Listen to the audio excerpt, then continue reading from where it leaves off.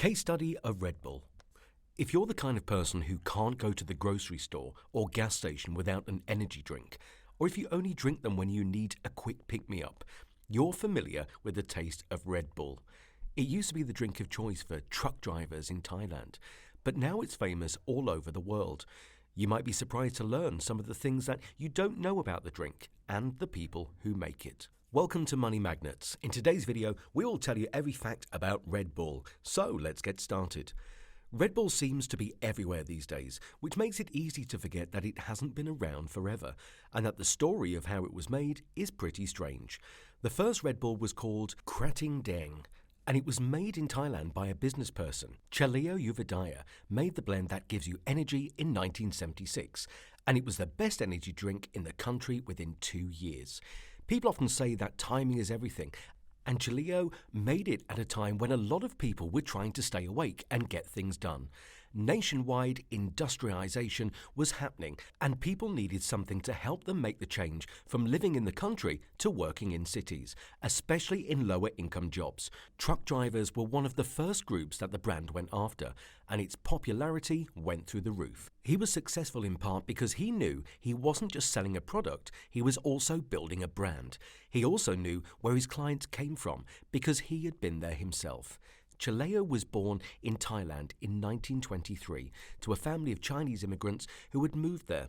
One of his first jobs was farming ducks. In 1956, he set up his own business, TC Pharma. He didn't start a revolution in energy drinks for almost another 20 years. Krating Daeng didn't become a worldwide hit overnight, and it wasn't until 1987 that a business meeting that had nothing to do with Krating Daeng turned into Red Bull and showed it to the world. Chaleo's company worked with a German toothpaste company called Blendax to bring in their products.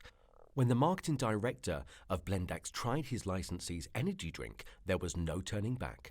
This was especially true when the marketing director, an Austrian business person named Dietrich Mateschitz, came up with the idea of starting a company to sell the drink to the rest of the world.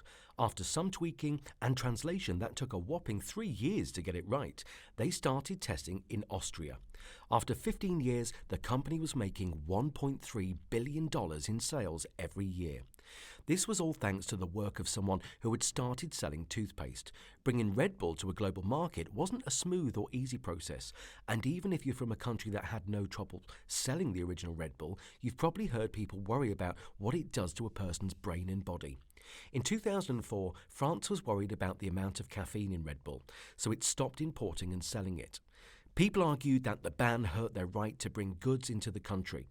However, the ban was upheld because a report from the European Court of Justice's Scientific Committee on Food said that more studies were needed to fully assess any health risks.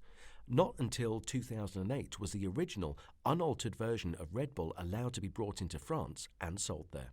This was because continued testing couldn't find any evidence of the supposed health risk that had kept it out of the hands of French people until then. France isn't the only one either. In 2014, a new law went into effect in Lithuania that made it illegal for minors to buy Red Bull.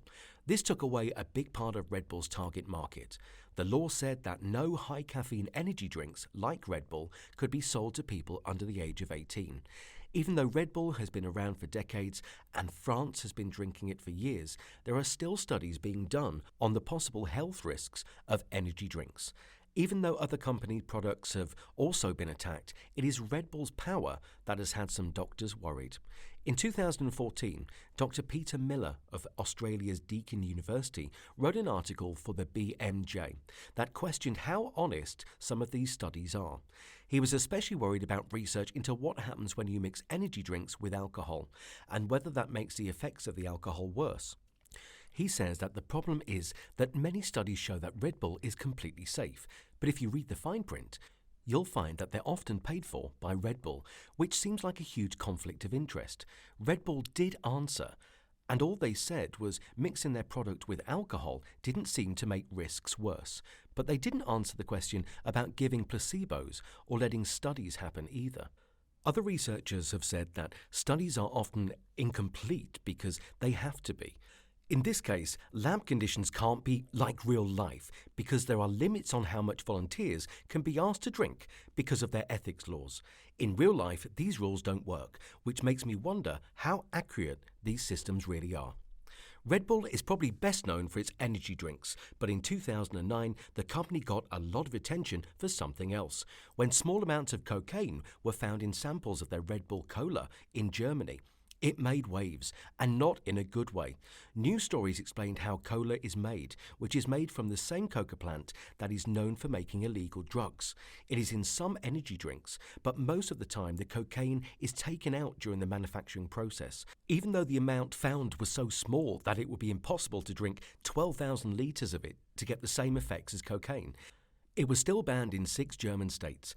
Even in Germany, not everyone agreed with the ban. Fritz Sergel, who worked for the Institute of Biomedical and Pharmaceutical Research, said that it was a harmless version of cocaine that didn't do anything.